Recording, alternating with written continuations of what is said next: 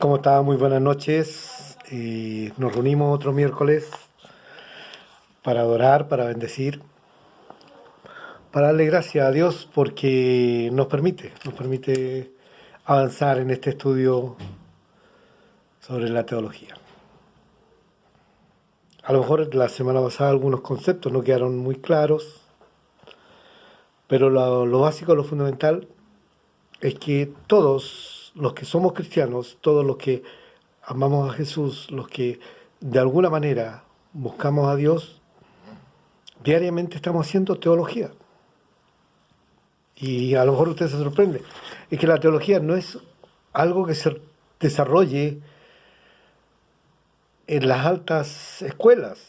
La teología es el cómo vivimos el Evangelio. Y eso es lo importante, a eso quiero llegar. La Biblia, nuestra amada Reina Valera o cualquier versión moderna, pero la Biblia es en sí y por sí un universo donde el conocimiento está en ella y hay que descubrirlo. Recuerdo al profesor de teología, justamente, don Oscar Pereira, nos dijo en la primera clase de teología, la teología es como un bote que se echa al río. Y lo usamos para ir río arriba, para ir río abajo, salir a pescar, transportar. Nos sirve para muchas funciones. Pero cuando queremos saber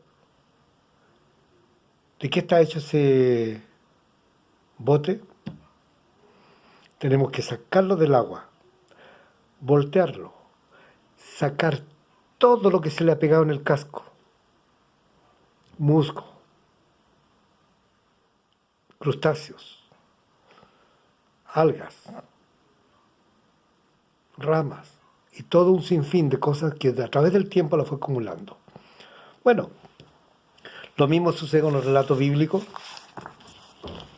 que a través del tiempo ha acumulado tradiciones que no todas ellas son palabra de Dios.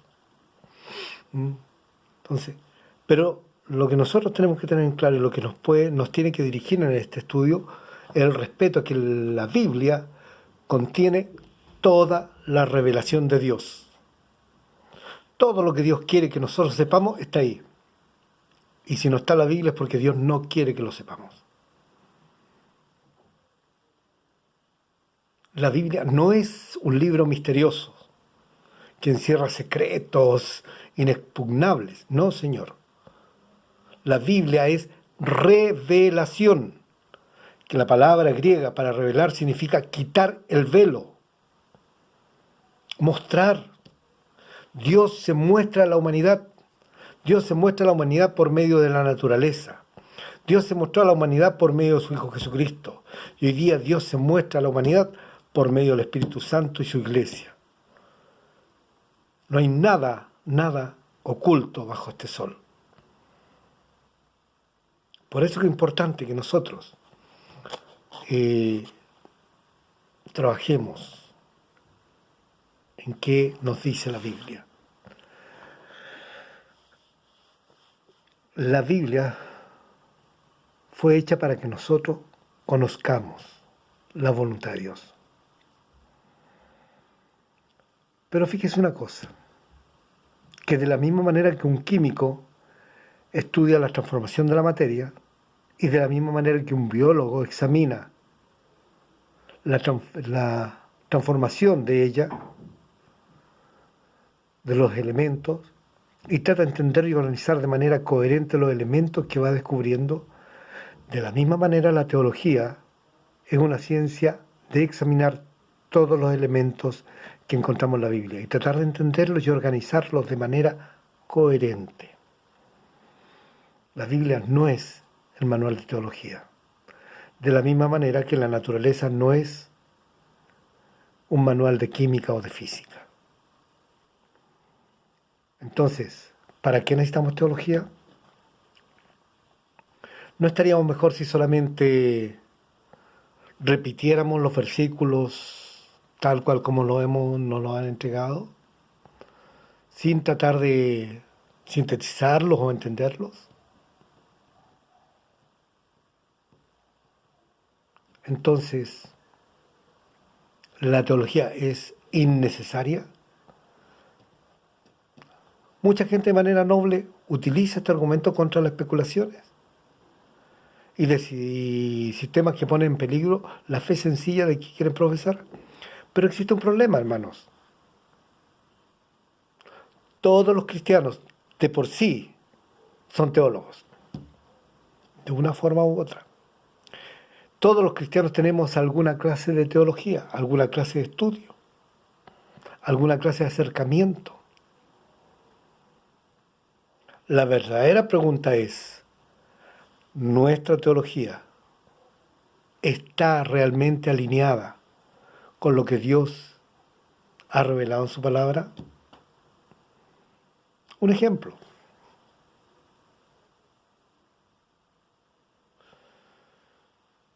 Llegaron unos religiosos a la puerta de un hombre y le citaron algunos versículos sacados de contexto. Y él le dice, ustedes se manejan muy bien en la Biblia. Sí, de hecho en nuestro pan diario, etc. Bueno, le dice, ¿oíste que Judas fue y se ahorcó? Sí, así Judas fue y se ahorcó. Bueno, hay otra parte de la Biblia que dice, ve ya lo mismo. Es decir, los que creemos, los que hemos leído, ¿debemos ahorcarnos igual que Judas? Hay muchos versículos que lo hemos tomado mal, que por no conocer la Escritura hemos errado. Es la voluntad de Dios. Un ejemplo, otro ejemplo. Si tienen su Biblia a mano, ábrala ahí en Malaquías capítulo 3, versículo del 6 adelante. Primero, cuando yo recibo una carta de una persona que amo, ¿qué es lo primero que hago? La leo párrafo a párrafo y esta semana voy a leer un párrafo, la semana que otra, y me programo que en 2 meses voy a leer la carta completa. ¿Cierto que no? Se la devora. Querido Humberto, te he echado mucho de menos, etcétera, etcétera, etcétera, etcétera, y al último dice, no me escriban más. Pero de un viaje, no está de línea en línea, de pasaje en pasaje, memorizando cada pasaje, no. Entonces, si vamos a leer Malaquías capítulo 4, antes debemos situar dónde estaba Malaquías cuando le dio esa palabra. ¿Qué motivo tuvo Dios para entregarle esa palabra? ¿Cuáles eran las circunstancias culturales, cuáles instancias sociales, religiosas que se estaban dando cuando Dios le entregó esa palabra? ¿Usted piensa que no es importante eso? Dios nunca habló sin un motivo. Nunca le llamó la atención al pueblo sin tener un motivo previo.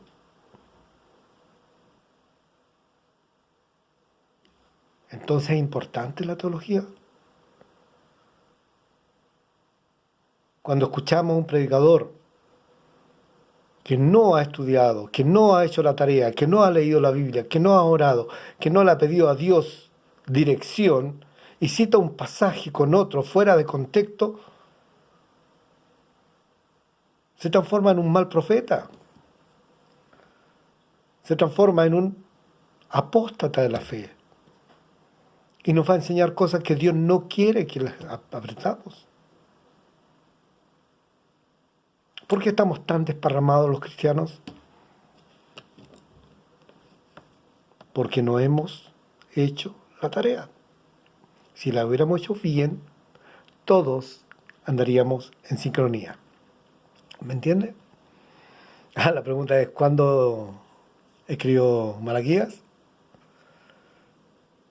Escribió en el tiempo de Nehemías. Y lea Nehemías capítulo 5, 4 y 5. ¿Qué estaba ocurriendo en Jerusalén? qué había pasado con el sacerdocio, qué había pasado con los encargados oficiales del templo, qué estaban haciendo. Después vamos a profundizar un poco más sobre ese tema. Pero lo importante es que la Biblia es nuestro fundamento de fe. Y recuerde, cuando usted me dice, me basta solamente en creer en Jesús, por eso no me interesa hacer teología, yo le digo muy bien. Pero si yo le pregunto, ¿y quién es Jesús? A lo que cualquier cosa que usted me responda es una afirmación teológica.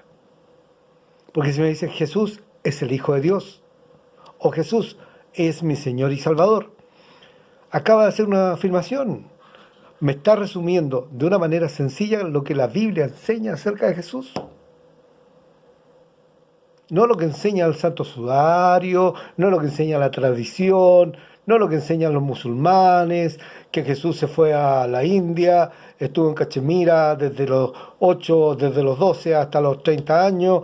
No, la Biblia me enseña que Jesús es Hijo de Dios, me enseña que Jesús es mi Señor y Salvador. ¿Se da cuenta que usted hace teología? Todos lo hacemos. Cuando defendemos nuestra fe hacemos teología. Entonces nuestra preocupación debe ser tener un sistema teológico que realmente corresponda a la verdad revelada en la Escritura. Mira qué sencillo. Debemos tener una teología sana. El teólogo Hernán Babish tiene un gran punto sobre los sistemas teológicos. Dice así, lo cito: la teología dogmática es una ciencia positiva que recoge su material de la revelación y no tiene derecho a modificar o expandir ese contenido mediante la especulación aparte de su revelación. Es decir, la teología dogmática parte desde la Biblia, pero comete el error de o agrandar algún hecho o minimizar otros, de agregarle cosas tradicionales frente a un hecho, pero no tiene ese derecho de especular. Cuando debido a las limitaciones o debilidades de un teólogo se enfrenta con esa revelación, con esa opción de simplemente dejar que las verdades de la fe se pongan una al lado de la otra o en el interés de mantener la forma sistemática, cuando la teología la usamos para defender lo que yo creo y no lo que Dios me dice, entramos en el ámbito de la teología dogmática. ¿Y cómo me doy cuenta de eso? Porque se sale de la Biblia. Se sale de la Biblia. Dios pone límites. Y si los teólogos deben resistir la tentación de dejar un sistema que gobierne tales límites, no hay un conflicto con Dios. Los pensamientos de Dios no se pueden oponer el uno al otro. Lo que dice en una parte se confirma en otra. Dios no atenta contra sus pensamientos. Dios no lucha al Antiguo con el Nuevo Testamento, ni un profeta contra el otro. Por eso se eliminaron algunos libros del canon alejandrino, porque habían algunos escritores que reñían teológicamente con otros. Por eso que en nuestra Biblia no está Judith,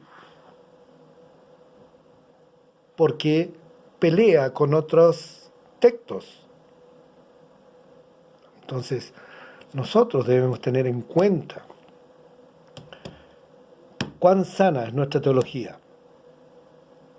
La tarea imperativa, es decir, importantísima de un teólogo, es pensar los pensamientos de Dios y seguir su unidad, absorberlos mentalmente y exponerlos. Un teólogo no puede callar, un teólogo no puede guardarse lo que sabe, porque si no, no hace teología. En su obra teológica, la única responsabilidad del teólogo es pensar los pensamientos de Dios junto a Él y reproducir la unidad objetiva presente de los pensamientos de Dios.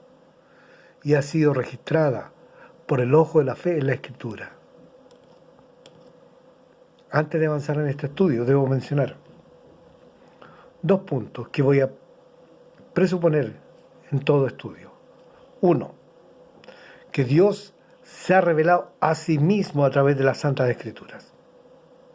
¿De acuerdo? Que los seres humanos podemos conocer al Dios revelado a través de las Santas Escrituras. Que todo el fundamento del cristiano está basado en estas premisas. La base de la fe cristiana y de la teología cristiana es la autoridad de Dios, no nuestras propias ideas. Por eso, para comenzar a estudiar teología, a profundizar en la Biblia, primer paso, debo creer que Dios es real. Que Dios ha creado. Hoy día no lo puedo explicar porque me falta teología, pero más adelante lo voy a explicar. Porque Dios se ha revelado, no lo puedo explicar, pero después lo voy a explicar a través de la revelación. Que Dios está, no lo puedo explicar, pero la teología me va a ayudar. Ese es el primer principio. Si no crees que Dios es real, no estudies teología. Estudia botánica, estudia química, orgánica. Pero la teología es para el creyente. ¿Me entiendes? No para el ateo. El ateo que siga buscando. Con teología no lo vamos a convencer que Dios es real. Yo necesito la teología para la multitud de caminos que dicen llegar a Dios, no me pierda. ¿De acuerdo? Porque el mismo Jesús que yo creo ha sido pintado, descrito, tergiversado, desarrollado de tantas formas que si hoy día nos pusieran frente a todo su Jesús, no sabríamos cuál es el verdadero. Pero yo necesito saber quién es. ¿De acuerdo? Entremos en tierra derecha. Ya hicimos el preámbulo, que es teología, para qué sirve, cómo me guía, cómo se fue desarrollando. Definamos algunos textos. Definamos algunos conceptos. ¿Cierto? La pregunta es, ¿qué entiende usted? ¿Qué entiendo yo? ¿Qué entendemos todos por doctrina? ¿Qué es doctrina? Es que esta iglesia no tiene una sana doctrina. Es que esta iglesia sí tiene buena doctrina. ¿Cómo nosotros podemos evaluar el nivel doctrinal de tal o cual iglesia, de tal o cual congregación? ¿Acaso somos doctores en dogmas, en doctrinas? Este concepto de doctrina es clave. Si nosotros no tenemos claro qué es doctrina, podemos cometer errores. La palabra doctrina viene del griego didache, de donde se deriva didáctica, del verbo didascalia. Didache significa enseñanza y didascalia el que enseña, y de ellos derivan al griego, al latín, didáctica, que es la forma adecuada de entregar conocimiento. ¿Entiendes? Entonces, doctrina es la enseñanza. Una doctrina es simplemente una verdad presente en la Escritura que debe ser creída. Mira qué sencillo. Una verdad. ¿Y cómo yo sé que esa premisa es verdad? Los reformadores, y hablamos de muchos, no solamente de Martín Lutero, tenía una frase acerca de la doctrina, comilla, Deus dixit, que significa Dios lo ha dicho. Las doctrinas son cosas que debemos creer porque Dios mismo las ha revelado a nosotros. Y lo vemos en el Antiguo Testamento. Isaías va al rey y le dice, así ha dicho el Señor. Y el rey, amén, amén. Hoy día nosotros escuchamos, así ha dicho el Señor, y cuestionamos, ¿será verdad lo que dijo? ¿Cuánto de cierto tendrá eso? Pero la teología cristiana evangélica se basa en eso, en que Dios lo ha dicho.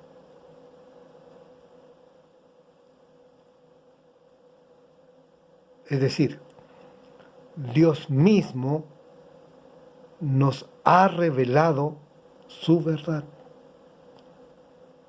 Su verdad. Jesús lo dijo. En un pueblo que andaba en tinieblas brilló la luz.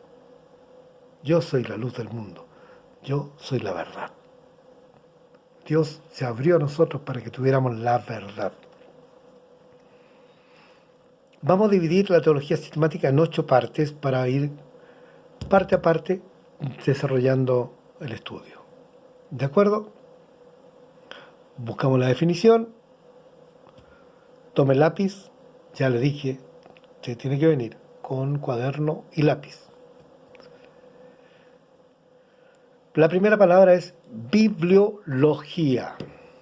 ¿Se acuerdan qué es lo que decíamos nosotros? ¿Qué significa la palabra logía en griego? ¿Estudio? No. Discurso. Y biblio, ¿cierto?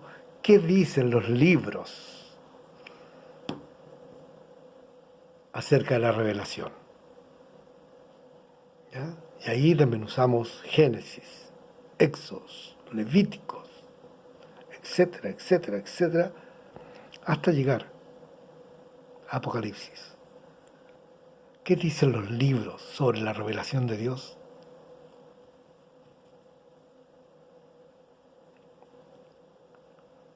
La teología propia, los discursos de Dios, su naturaleza, sus atributos. Antropología, el estudio del hombre y su cultura. ¿Qué dice el hombre a través del tiempo? ¿Qué dijo el hombre cuando puso una piedra sobre otra? No lo que dijo de su boca, sino qué hizo con ese gesto, qué señales nos dejó hoy día. Leemos que Jacob durmió en un páramo deshabitado y puso una piedra por cabecera cuando iba arrancando a su hermano. Y cuando despertó vio que ese lugar era terrible y quiso marcarlo y puso una piedra sobre otra y sobre ella derramó aceite. Y dejó puesto un monumento para recordar que esa era casa de Dios y puerta del cielo. Y cada vez que él pasara por ahí iba a hacer una ofrenda, iba a hacer una plegaria, iba a hacer un acto de devoción, porque Dios se había revelado a él en ese lugar. Hay un libro maravilloso que hicimos un estudio en la iglesia tiempo atrás que se llama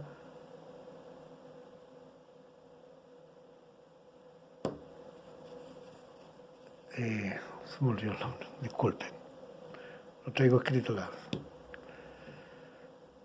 que habla de conocer a Dios a través de los hechos. ¿Ya? Cristología,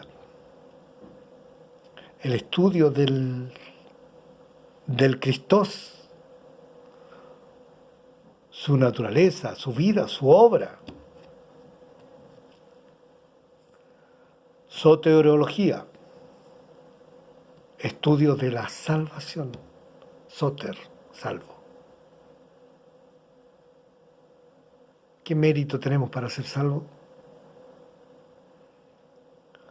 Neumateología. No vamos a estudiar los pulmones, ni un neumático del automóvil. La palabra original, neuma, es lo mismo. Neuma significa aire, soplo, espíritu. Estudio de la persona, el Espíritu Santo. Como desde el principio, cuando la tierra estaba desordenada y vacía, el Espíritu de Dios se movía sobre ella. Eclesiología,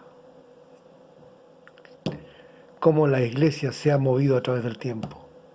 ¿Cuáles son las señales que nos deja como principios? Escatología, escatos, al futuro, el estudio de las cosas del porvenir. A muchos les gusta curiosear por el Apocalipsis. El Apocalipsis es un libro escatológico, ¿ya? Así que tenemos escatología. Como vamos a estar viendo en este curso esas definiciones, y con cada una de esas definiciones veremos un acercamiento a la teología. Así que por favor, le pido, no olvide su cuaderno, su lápiz y tome apuntes. Si tiene dudas, suba los comentarios. Si usted es de la iglesia, llámeme por teléfono, tiene mi WhatsApp. Y mis amigos, que no están en la iglesia, también son bienvenidos. Todos los comentarios van a ser bien estudiados. Así, hermanos, los dejo con esa inquietud. 8 acercamientos teológicos. Bibliología, la teología propiamente tal, antropología, cristología, soteriología, neumatología, eclesiología y escatología. ¿Está listo para entrar en esto? No vamos a entrar en profundidad porque tendríamos 2 años por lo menos de trabajo, pero sí vamos a tener una pincelada para poder resolver todas nuestras cosas. Por ejemplo, bibliología se encarga de estudiar, por ejemplo, quién fue Isaías, cuándo vivió Isaías, por qué escribió Isaías, quién gobernaba, qué hablaban en ese entonces, cuáles eran los problemas más habituales que había. Si hay algún otro libro fuera de la Biblia que nos hable de la vida de Isaías. Conocer, si es posible, las cartas del rey. Entender cuál era el contexto histórico. Y así lo vemos con todos los profetas, con todos los autores. ¿Le parece? No los vamos a estudiar todos. Pero ya tenemos una tarea, ¿cierto? Malaquías. ¿Cuándo escribió Malaquías? ¿Quién lo motivó a levantar esa predicación, esa exhortación tan fuerte? Podemos tomar Malaquías 4 del 6 al 10 sin conocer el contexto. ¿Ya? Lo invito para el próximo miércoles y podamos adentrarnos en este maravilloso tema de la teología. Que Dios les bendiga y les invito a que tengan una oración por mí. Así decía el apóstol Pablo. Cada vez que puedan, el momento que tengan, oren por mí. a fin de que el Señor llene mi boca de sabiduría. El Señor les bendiga mucho. Que tengan muy buenas noches.